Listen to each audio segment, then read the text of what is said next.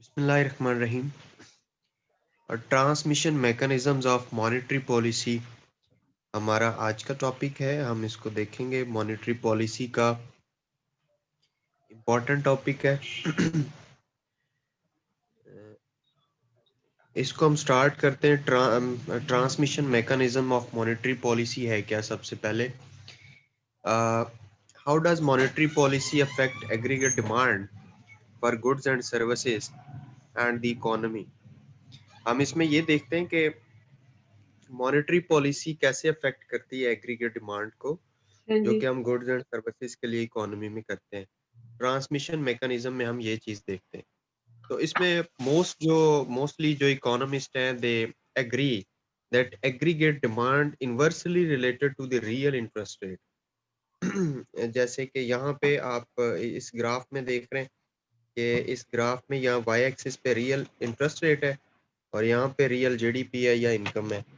तो real interest rate का और जीडीपी का इन्वर्स रिलेशन है इन द सेंस के अगर हम यहाँ पे ऑब्जर्व करते हैं इसको, तो यहाँ पे रियल इंटरेस्ट रेट ज्यादा है लेकिन ये कम रियल जीडीपी है। लेकिन वही हम थोड़ा सा नीचे आ जाएं तो जैसे रियल इंटरेस्ट हाँ नीचे आता है तो जो जीडीपी है वो ज्यादा हो जाती, बढ़ जाती। तो इसलिए हम कहते हैं कि इसका इन्वर्स रिलेशनशिप है रियल जीडीपी का और जो रियल इंटरेस्ट रेट है वो उसका आपस में क्या होता है, इनवर्स रिलेशनशिप होता है। हाँ, अब देखो जो इंटरेस्ट रेट है, बेसिकली इंटरेस्ट रेट दो किस्म का होता है, एक रियल और एक नॉमिनल।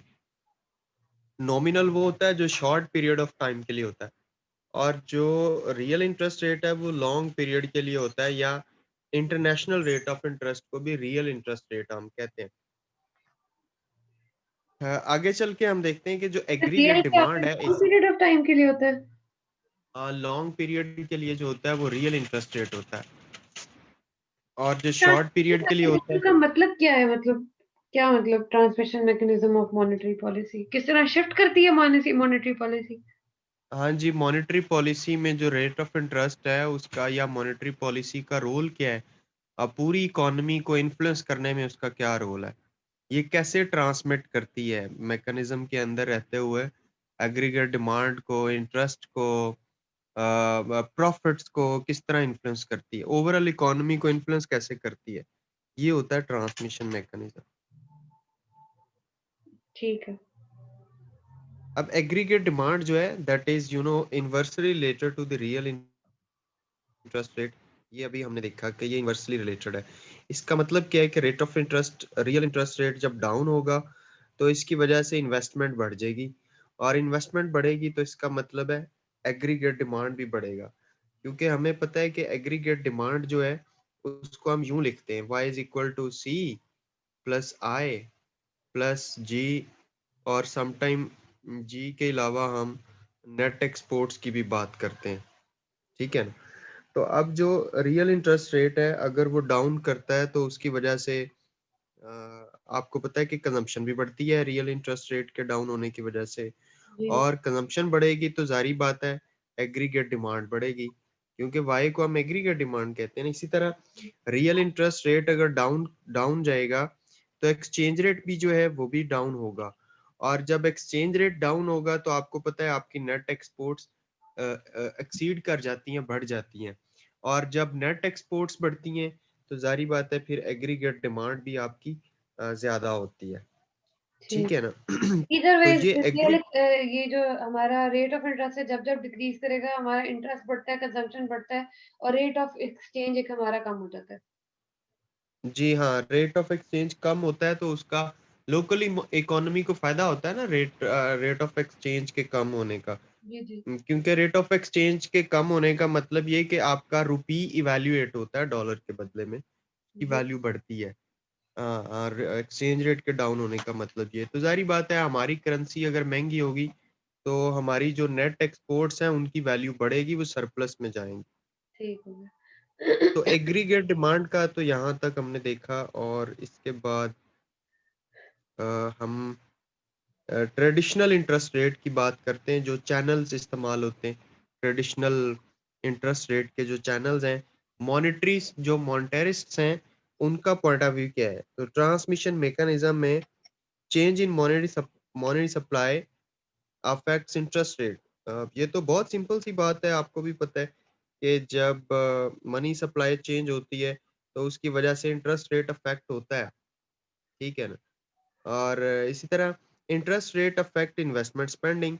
तो इंटरेस्ट रेट है वो इन्वेस्टमेंट स्पेंडिंग को भी अफेक्ट करता है। उसके अलावा investment spending is a component of aggregate spending. जो इन्वेस्टमेंट है वो एग्रीगेट स्पेंडिंग या एग्रीगेट प्रोडक्शन या आउटपुट का हिस्सा होती है। इन्वेस्टमेंट हम कहते हैं ना यहाँ पे, हम कहते हैं ना कि एग्रीगेट डिमांड जो है या वाई इज इक्वल टू होती है C plus investment plus government expenditure, ये कहते हैं ना हम। हाँ जी। तो इसीलिए तो हम यहाँ पे ये बात कर रहे हैं कि investment spending is a component of aggregate spending या aggregate demand and production of output. तो इसलिए वो भी अफेक्ट होती है। An important feature of the interest rate transmission mechanism is the emphasis on the real rather than the nominal interest rate as the rate that affects consumer and business decisions. तो interest rate का transmission mechanism में यानी monetary transmission mechanism में क्या क्या वो emphasise करता है, रियल इंटरेस्ट रेट या फिर नॉमिनल इंटरेस्ट रेट को वो अफेक्ट नहीं करता, ठीक। रियल इंटरेस्ट रेट को अफेक्ट करता है जो कि लॉन्ग टर्म में होता है। और उसी से फिर जो कंज्यूमर कंज्यूमर के और बिजनेस के अंदर जो प्रोड्यूसर है उनके बिजनेस डिसीजन भी उसी के ऊपर जो है ना मतलब मुनस्सर होते हैं।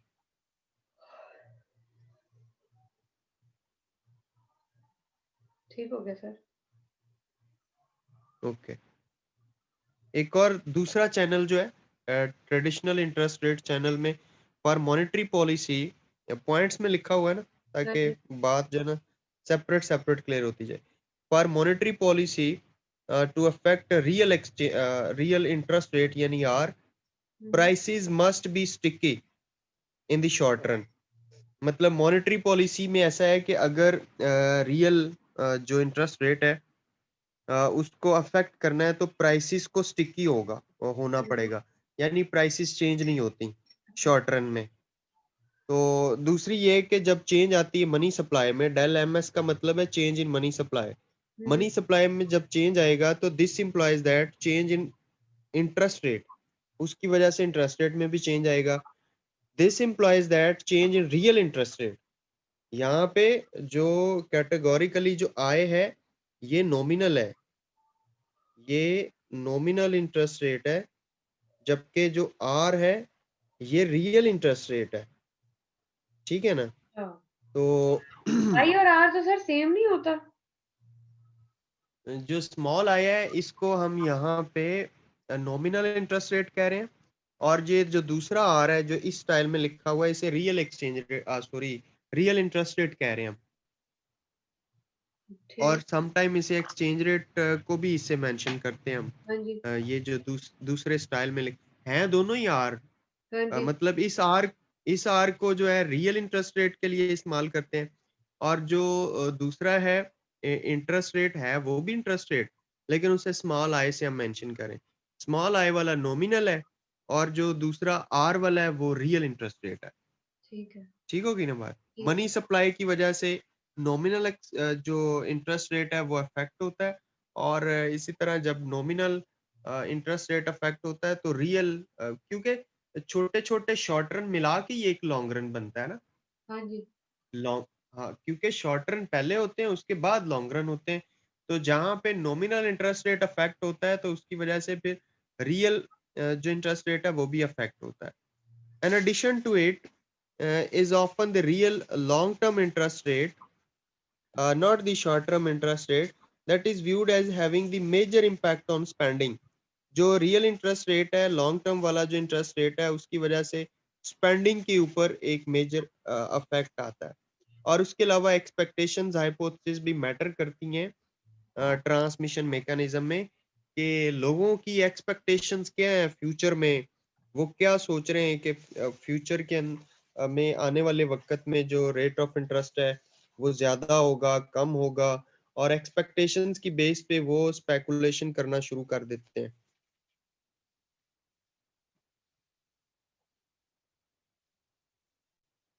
What about nominal interest rate at the zero lower bound? फिर इस पे क्वेश्चन किस टाइप का आ सकता है? और यही सिंपल जो आपके transmission mechanism of monetary policy, मतलब टेक्निकल सा ये है थोड़ा सा। हाँ जी। तो अगर क्वेश्चन आएगा तो वो यही कहेगा आपको कि explain the transmission mechanism of monetary policy, यानी मॉनेटरी पॉलिसी जिसके अंदर क्रेडिट कंट्रोल है और रेट ऑफ इंटरेस्ट मेजर इसके कंपोनेंट्स हैं या वेरिएबल हैं। हाँ तो जी। उसकी वजह से आपकी मॉनेटरी पॉलिसी इफेक्टिव या इनइफेक्टिव होती है। तो उसकी जो पूरी ट्रांसमिशन है इकोनॉमी में, वो कैसे-कैसे मॉनेटरी पॉलिसी डिलीवर करती है, कौन-कौन से अपने टूल इस्तेमाल करके डिलीवर करती है, ये इस टॉपिक का मतलब लुब-ए-लुबाब है, जो कहना इन शॉर्ट अगर हम बात करें तो। तो इसमें अभी हम यहाँ पे जो बात कर रहे हैं that is about interest rate at the zero lower bound. और वो क्या है, monetary policy can affect expectations और इन प्रॉफिट। ये पाए ई का मतलब क्या है, पाए का मतलब यहाँ पे प्रॉफिट है और ई पाए का मतलब है एक्सपेक्टेशंस ऑफ प्रॉफिट। ठीक है, तो एक्सपेक्टेशंस ऑफ प्रॉफिट अगर हाई हो, ये जैसे एरो का साइन आपको जा रहा है, तो हाँ this G. Implies that real interest rate will down. तो इसका मतलब क्या है, इसका मतलब ये कि रियल इंटरेस्ट रेट जो है वो डाउन होगा। और this implies that investment will increase.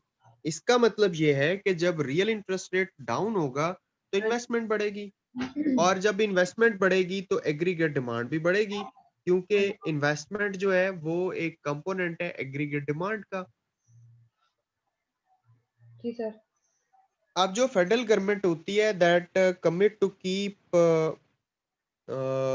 FFR at zero for an extended period of time aimed at affecting inflationary expectations and uh, ST interest rate service tax जिसे कहते हैं expectations hypothesis of term structure को affect करती हैं ये। ST का मतलब है इसमें सर्विस टैक्सेस के ऊपर जो इंटरेस्ट रेट अक्रू होता है, और एफएफ का मतलब है कि एफएफ को कहते हैं हम fractional fractional reserve. FFR stands for fractional, यानी एक पार्ट होता है ना, फ्रैक्शनल फॉरेन रिजर्व्स। ठीक है। एक मिनट में आपको इसका, एक मिनट, मैंने इसको सेपरेट किया हुआ था।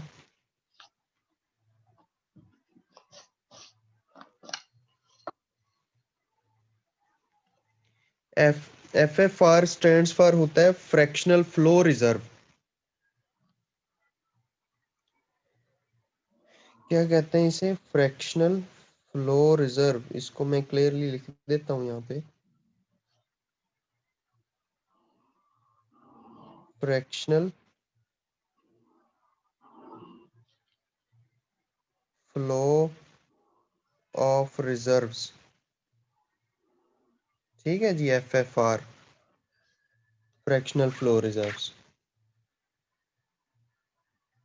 ये डिसीजंस हैं। अब यहाँ पे इस पैराग्राफ के अंदर, यहाँ पे इस पैराग्राफ में क्या वो बता रहा है आपको कि जो आपकी फेडरल गवर्नमेंट है उसके डिसीजन फ्रैक्शनल फ्लो रिजर्व्स के डिसीजन को अफेक्ट करती है मॉनेटरी पॉलिसी और एक्सपेक्टेशंस जो हैं, या उसके अलावा जो सर्विस टैक्सेस हैं उसके इंटरेस्ट रेट के लिए फेडरल गवर्नमेंट जो है वो कोई डिसीजंस करती है। ठीक है, और इन ये दो जो चीजें एफएफआर और एसटी इंटरेस्ट रेट्स, इनकी वजह से जो एक्सपेक्टेशंस हाइपोथेसिस हैं टर्म स्ट्रक्चर की, वो लोगों की बिल्ड होती हैं इकोनॉमी में। कि वो क्या एक्सपेक्ट कर रहे हैं कि आने वाले वक्त में उनके कैपिटल का क्या होगा, उनकी इन्वेस्टमेंट का क्या होगा, रेट ऑफ इंटरेस्ट क्या हो सकता है। ठीक हो गया। इसके बाद आती asset price channel other than interest rate, यानी मॉनेटरी जो मनी का पॉइंट ऑफ व्यू रखते हैं, यानी मॉनेटरी पॉलिसी को सपोर्ट करते हैं, वो क्या कहते हैं? कहते हैं in addition to bond prices, two other assets prices receive substantial attention as channels for monetary policy effects। और वो दो और फर्दर क्या चीजें हैं बॉन्ड की प्राइसेस के अलावा? फॉरेन एक्सचेंज रेट्स हैं और प्राइसेस ऑफ इक्विटीज जिनको स्टॉक्स कहते हैं। स्टॉक की प्राइसेस और फॉरेन एक्सचेंज रेट।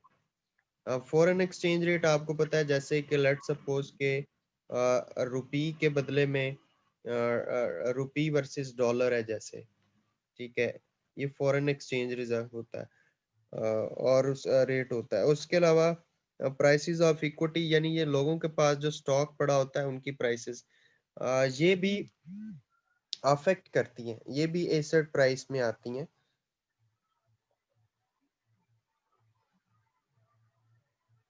ठीक हो गया सर।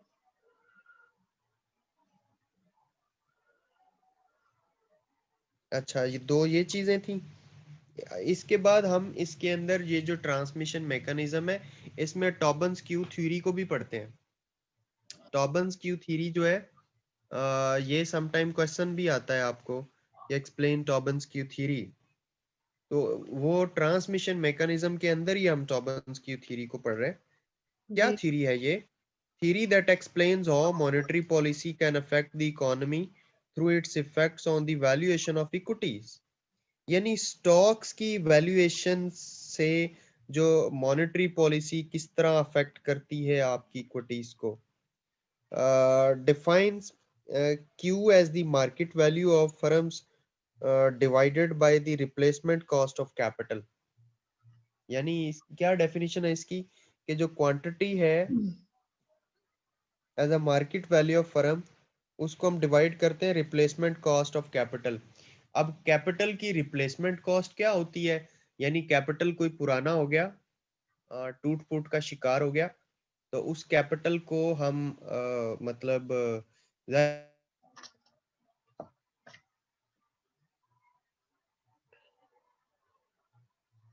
सारी बात है, उसकी जगह पे नई मशीनरी उसको हम लाते हैं, वो निकालेंगे लाएंगे, तो एक कॉस्ट तो आती है ना, नई कॉस्ट तो आती है उसके लिए, तो उसे हम रिप्लेसमेंट कॉस्ट कहते हैं। तो टॉबन्स क्यू थ्योरी क्या कहती है? वो कहती है कि Q as the market value of firm divided by the replacement cost of capital. ये एक फार्मूला स्टेट कर दिया यहाँ पे। इफ क्यू इज हाई, अगर क्यू हाई होगा, market price of firm is high, तो जो मार्केट प्राइस है फर्म की वो भी हाई होगी relative to the replacement cost of capital. ठीक है, रिप्लेसमेंट कॉस्ट ऑफ कैपिटल की निस्बत जो मार्केट प्राइस है फर्म की वो हाई होगी अगर क्यू हाई होगा। And new plant and equipment capital is cheap relative to the market value of firm. और उसके बाद नंबर 4 पे, firm issue stock at a high price. जो इक्विटीज हैं या स्टॉक्स हैं, फर्म उसको हाई प्राइस पे इशू करती है relative to the cost of plant and equipment.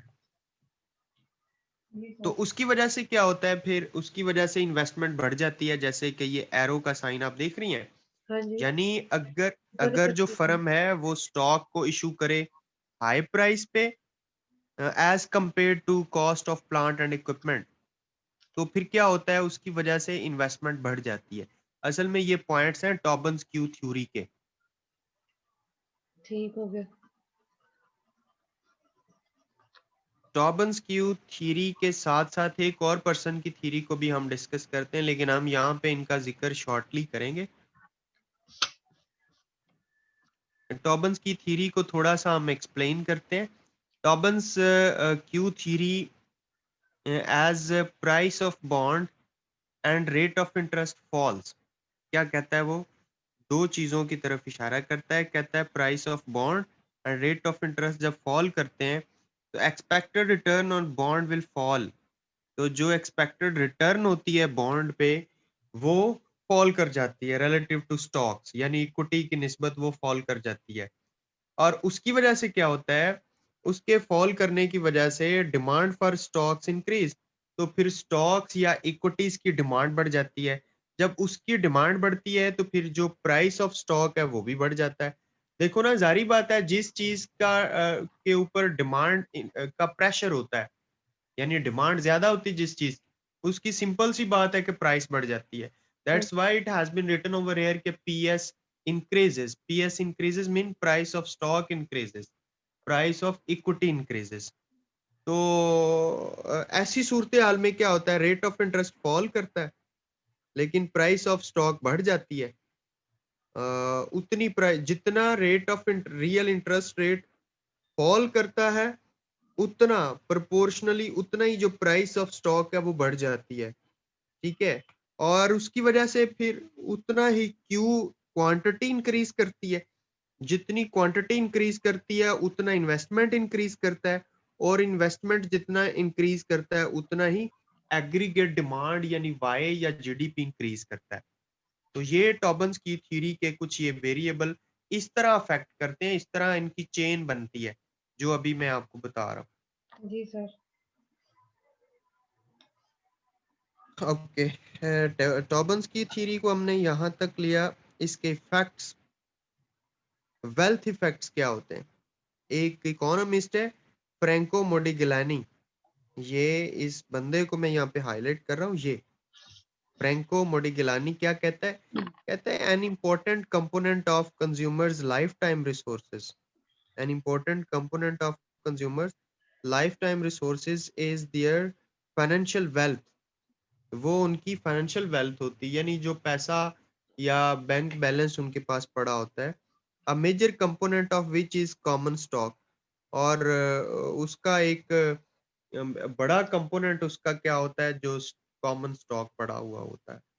When stock price rises, जब स्टॉक की कीमतें बढ़ती हैं, the value of financial wealth increases, तो फिर फाइनेंशियल वेल्थ जो है उसकी वैल्यू भी बढ़ती है, हाँ, thereby increasing the lifetime resources of consumers. तो इसलिए कंज्यूमर्स के जो लाइफ टाइम रिसोर्सेज हैं वो बढ़ते हैं, और कंजम्पशन भी, जब उनके लाइफ टाइम रिसोर्सेज बढ़ते हैं तो फिर उनकी कंजम्पशन भी बढ़ जाती है, जारी बात है। और इस तरह क्या होता है कि रियल इंटरेस्ट रेट फॉल करता है, प्राइस ऑफ स्टॉक बढ़ जाती है, और प्राइस ऑफ स्टॉक बढ़ने की वजह से वेल्थ भी बढ़ जाती है, और वेल्थ उतनी बढ़ जितनी वेल्थ बढ़ती है उतनी कंजम्पशन भी बढ़ जाती है। और आपको पता है कि एग्रीगेट डिमांड जो है, कंजम्पशन उसका एग्रीगेट डिमांड का कंपोनेंट होता है। हम कहते हैं कि aggregate demand is equal to consumption plus investment plus government spending plus net exports. ये एक इक्वेशन है ना हमारे पास, हम जानते हैं। तो जब कंजम्पशन बढ़ेगी तो जाहिर बात है फिर एग्रीगेट डिमांड भी उसकी वजह से बढ़ेगी। ये वेल्थ इफेक्ट आता है। रॉबिन्स क्यू के मुताबिक ये वेल्थ इफेक्ट होता है मॉनेटरी पॉलिसी का, या मॉनेटरी पॉलिसी के टूल्स का,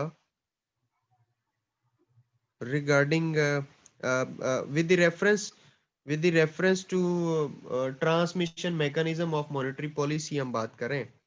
housing is equity and wealth, जैसे कि अब यहाँ पे एग्जांपल आ गई। जो हाउसिंग है ये इक्विटी है, मतलब ये स्टॉक है आपका, इक्विटी है, वेल्थ है। और टॉबन्स की थ्योरी अप्लाइज टू हाउसिंग, जो टॉबन्स की थ्योरी है वो हाउसिंग के ऊपर अप्लाई होती है। Wealth effect also apply on housing. और आपको पता है कि आपके जो हाउस हाउस होते हैं या प्रॉपर्टी या प्लॉट्स, ये भी तो मतलब आपकी वेल्थ ही है ना, आपके एसेट्स हैं, आपकी वेल्थ है, और इसको आप इस्तेमाल भी कर सकते हैं। हाँ जी। तो ये चीज यहाँ तक क्लियर होगी। टॉबन्स की थ्योरी अभी चलती आ रही है, अगर ये सेपरेट भी पूछी जाए तो इसके कॉन्सेप्ट यही हैं जो मैं आपके साथ शेयर कर रहा हूँ। अब ठीक है। Credit view channel of monetary policy, मतलब टॉबन्स की थ्योरी यहाँ पे खत्म होगी जो उसने बातें कही थी। Credit view of channel of monetary policy, यानी मॉनेटरी पॉलिसी का जो क्रेडिट व्यू है वो क्या है, तो proposes two types of monetary transmission channels। जो क्रेडिट व्यू है यानी जो क्रेडिट का व्यू रखते हैं कि क्रेडिट की क्रिएशन होनी चाहिए इकोनॉमी में ताकि वो प्रॉस्पेरस हो सके, तो वो ये है कि दे प्रपोजेस, वो मशवरा देते हैं two types of monetary transmission channels का that arise as a result of financial friction in credit markets. Those that operate through effects on bank lending, and those that operate through effects on firms and household balance sheets. तो कहने का मतलब ये है कि जो house holds हैं या जो फर्म्स हैं, यानी कंज्यूमर्स और प्रोड्यूसर्स जो हैं, उनकी लैंडिंग की वजह से ये चीज़ जो है ऑपरेट होती है, अ, और बैंक लैंडिंग की वजह से ये चीज़ें ऑपरेट होती, कौन-सी चीज़ें भला? Credit markets credit operate market होती हैं। ओके। हाँ, क्रेडिट मार्केट्स की यहाँ पे बात हो रही है। तो जैसे हमने क्रेडिट क्रिएशन का या प्रोसेस ऑफ क्रेडिट क्रिएशन की बात भी की थी कि एक बैंक जो है वो किस तरह क्रेडिट को एक्सपैंड कर सकता है, और वो एक्सपैंड करेगा तो फिर बाद में जो बिज़नेस एक्टिविटी है या वॉल्यूम ऑफ बिज़नेस वो बढ़ जाता है। इसके बाद क्रेडिट व्यू चैनल में बैंक लैंडिंग चैनल की हम बात कर लेते हैं। Banks are in the business of lending, and banks play a special role in the financial system because they solve systematic information problems in credit markets. Certain borrowers only have access to banks. uh, तो उसकी वजह से होता क्या है? होता ये कि बैंक रिजर्व्स बढ़ते हैं, और बैंक रिजर्व्स बढ़ने की वजह से लोन्स बढ़ते हैं, और लोन्स बढ़ने की वजह से इन्वेस्टमेंट बढ़ती है, और इन्वेस्टमेंट बढ़ती है तो एग्रीगेट डिमांड भी बढ़ती है। As banks decline in importance as a source of credit, लेकिन अगर बैंक डिक्लाइन कर जाते हैं, वो क्रेडिट देते नहीं है, लोन नहीं देते, तो this channel become less important. तो फिर ये क्रेडिट व्यू वाला जो चैनल है वो लेस इम्पोर्टेंट हो जाता है इकोनॉमी में रोल प्ले करने के लिए। Bank reluctance to lend has added to slow recovery. तो जब स्लो रिकवरी होती तो उसकी वजह से फिर बैंक रिलक्टेंट होता है, वो लोगों को लोन नहीं देता, क्रेडिट नहीं देता, क्योंकि उसे पता है कि जो रिकवर नहीं होने तो हमारे जो बैड डेट्स हो जाएंगे, पैसे हमारे डूब जाएंगे। क्रेडिट व्यू की हम बात कर रहे थे यहाँ तक। ठीक हो गया सर। बैलेंस शीट चैनल है एक, एक क्रेडिट व्यू का के मुताबिक ही एक बैलेंस शीट चैनल है। तो like the bank lending channel, the balance sheet channel arises from the presence of financial frictions in credit markets। और वो कहते क्या हैं, उनके कहने का मतलब ये है कि जो रियल इंटरेस्ट रेट जब डाउन होता है तो प्राइस ऑफ स्टॉक्स इंक्रीज होती हैं, और प्राइस ऑफ स्टॉक इंक्रीज करने की वजह से फर्म की नेट वर्थ बढ़ जाती है, ज्यादा हो जाती है। प्राइस ऑफ स्टॉक अगर बढ़ता है तो यानी उसका जो स्टॉक पड़ा हुआ है उसकी प्राइस बढ़ती, तो फर्म की नेटवर्थ बढ़ गई। नेटवर्थ बढ़ने की वजह से वो क्या करती है, गलती गलती करती, एडवर्स सिलेक्शन कर लेती है, कोई मतलब गलत प्रोडक्ट को चूज कर लेती है, या डिसीजन अपना गलत कर लेती है उसकी जो, या फिर आप ये कह लें कि एडवर्स सिलेक्शन जो है ना वो डाउन होती, कम होती। यानी नेटवर्थ अगर बढ़ रही है फर्म की, तो जारी बात है जो वो गलतियां कर रही है वो गलतियों से सीख रही है, लर्निंग फ्रॉम मिस्टेक्स। हाँ जी। इसका मतलब ये है कि एडवर्स सिलेक्शन उसकी फॉल कर रही है, नीचे को जा रही है, और जब वो उसकी सिलेक्शन बेहतर हो रही है तो फिर वो लैंडिंग करना शुरू कर देती है। लैंडिंग जब बढ़ती है तो इन्वेस्टमेंट बढ़ती है, इन्वेस्टमेंट बढ़ती है तो फिर एग्रीगेट डिमांड बढ़ता है। तो ये बैलेंस शीट वाला जो क्राइटेरिया